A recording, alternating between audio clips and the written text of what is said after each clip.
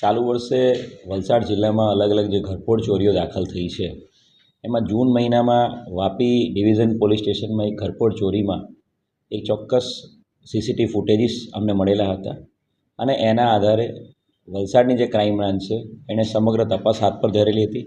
અલગ અલગ ચાલુ વર્ષે દાખલ થયેલી તમામ ઘરફોડમાં મળેલા સીસીટીવી ફૂટેજીસને મેચ કરવામાં આવ્યા હતા. એની સાથે સાથે ટેકનિકલ ઇન્ટેલિજન્સના આધારે એક ચોક્કસ વ્યક્તિ ઉપર શંકા અમને થયેલી હતી અને જેની કન્ફર્મેશન મહારાષ્ટ્ર પોલીસ દ્વારા કરાવ્યા બાદ વેરિફિકેશન કરાવ્યા બાદ એક ટીમ તાત્કાલિક વલસાડની ક્રાઇમ બ્રાન્ચની મોકલવામાં આવી હતી મહારાષ્ટ્રના મુંબ્રા વિસ્તારમાં અને 5 દિવસ સુધી અલગ અલગ રિક્ષા ચાલક, લારીવાળા, મજૂર એવી રીતે ત્યાં ખાનગી વેશ ધારણ કરીને આ આરોપી છે એને પકડવામાં ખૂબ મોટી સફળતા વલસાડ જિલ્લા ક્રાઇમ બ્રાન્ચને મળી છે. આરોપી રોહિત કનુભાઈ સોલંકી, જેના પાછળથી એના જે સ્ટેપ ફાધર છે એના નામ આધારે એનું નામ રોહિત ચેતન શેટ્ટી થયું હતું અને રોહિત ચેતન શેટ્ટીએ એક ફરહીન નામની વ્યક્તિ સાથે મેરેજ કર્યા બાદ હવે એનું નામ અરહાન ચેતન શેટ્ટી છે. આરોપી લક્ઝુરિયસ લાઇફસ્ટાઇલ જીવવાવાળો છે.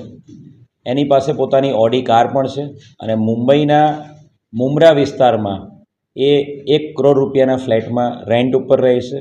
ટોટલી લક્ઝુરી લાઇફસ્ટાઇલ જીવે છે. અત્યારે એની જે પૂછપરછ છે એમાં ટોટલ 13 જેટલી અલગ અલગ રાજ્યોમાં કરેલી ઘરફોડની એણે કબૂલાત આપી છે.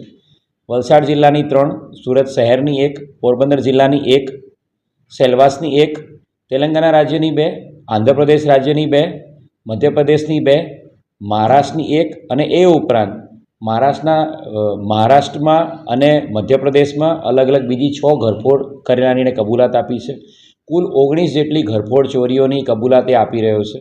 ખાસ આ વ્યક્તિની મોડસ ઓપરેન્ડીની વાત કરીએ તો અને આ વ્યક્તિની જે લાઇફસ્ટાઇલની અને એની જે ચોરી કરવાની સ્ટાઇલની વાત કરીએ તો આ વ્યક્તિ ઓલવેઝ બાય એર જર્ની કરે છે. ફ્લાઇટોમાં એ ઘરફોડ ચોરી કરવા માટે આવે છે.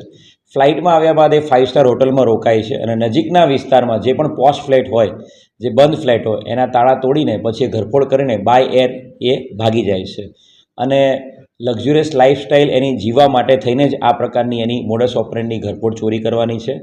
ટોટલ એની વિરુદ્ધમાં એનો ગુનાહિત ઇતિહાસ જોઈએ તો ટોટલ 29 જેટલા ગુનાઓ એની વિરુદ્ધમાં ઘરફોડ ચોરીના મહારાષ્ટ્રમાં અને સુરતમાં દાખલ થયેલા છે અને ખૂબ મોટી સફળતા વલસાડ જિલ્લા ક્રાઇમ બ્રાન્ચને મળી છે 19 જેટલી ઘરફોડ ચોરીઓ ડિટેક્ટ કરવામાં અને આરોપીને પકડી પાડવામાં. આની ઘરફોડ ચોરીનો ગુનાહિત ઇતિહાસ જોતા છેલ્લા 6-7 વર્ષથી આ માણસ ઘરફોડ ચોરીઓમાં સંકળાયેલો છે અને એની જે પૂછપરછ કરતા જે છેલ્લા તમામ ઘરફોડ ચોરી બાબતે પૂછપરછ કરતા એ બાય એર જઈ શકાય એવા ટાઉનને જ પ્લાન કરતો હતો. સુરત છે, ઇન્દોર છે, એવા બધા પ્લેસીસ પ્લાન કરતો જ્યાંથી નજીકમાં બાય એર જઈ શકાય અને ત્યાં જઈને બાય એર ફ્લાઇટમાં જઈને પછી હોટલમાં રોકાઈને દિવસમાં ઘરફોડ કરીને એ પોતાની મૂવમેન્ટ કરી લેતો હતો.